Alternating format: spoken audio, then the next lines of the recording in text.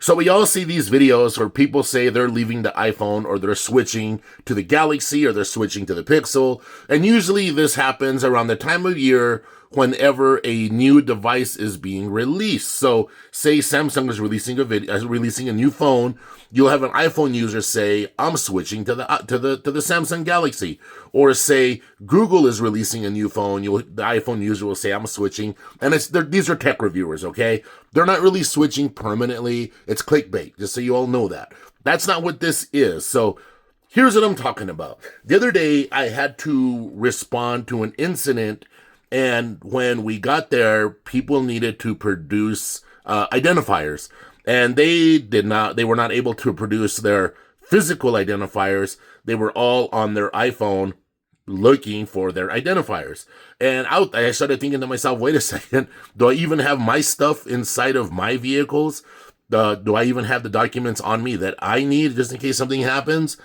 Long story short, I do not. And I was like, well, why is this? I had never been like this before. And I kind of figured it out. And I'm not blaming the iPhone because, look, you can become dependent on anything. All right. You can become dependent on your Android phone as well to, keep your stuff on it. And then you get so lazy that you don't carry this stuff with you. The whole point of this video and the whole point of what I'm doing is, yes, I am switching from an iPhone to my Google Pixel as my daily driver.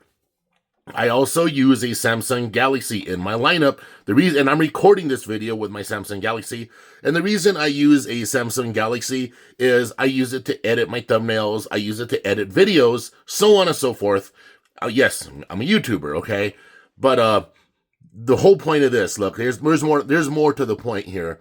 I've grown too dependent on the iPhone, and it's not that it's a bad thing, right? Maybe it's an age thing for me. I grew up during a time where independence and self-reliance was a very, very big thing. And yes, Apple is really good at what it does, but I don't like for example, when I went to Verizon yesterday to get the physical SIM card for my Pixel 9a, everyone in there was freaking out. They were like, "Oh my God, we can't believe that you're using a physical SIM card." I was like, what the heck? Because just a couple years ago, this wasn't a big thing. Everybody was freaking out. Apple has brainwashed people thoroughly into thinking that this is the most secure thing in the world. Like somehow this produces a force field around you that's going to protect you from identity thieves and burglars or whatever else. So when I was in Verizon, they were also freaked out that I was going from an iPhone to a Google Pixel. And yes, Apple has done a terrific job at brainwashing people, making everybody think that the iPhone is the be-all to the end-all, so on and so forth. So this is what I'm going to be doing. And I'm not selling this stuff because I'm tired of dealing with people. So I'm not selling my iPhone. I'm not selling my Apple Watch because I hate it when people try to get me to make deals. So, because in the past I've sold stuff and I've, for example, this, $700, $800 watch, I'd be selling it for like $500. It's in great condition. People would be like, well, I'll give you $400. No thanks. So I'm just keeping my stuff. It's easier that way.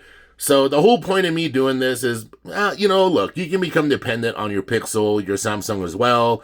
They have lots of, anyway, all I'm saying is I don't just want to be locked into the iPhone. I don't like it. And if you're not careful, we see so many videos where people are talking about escaping the Apple ecosystem.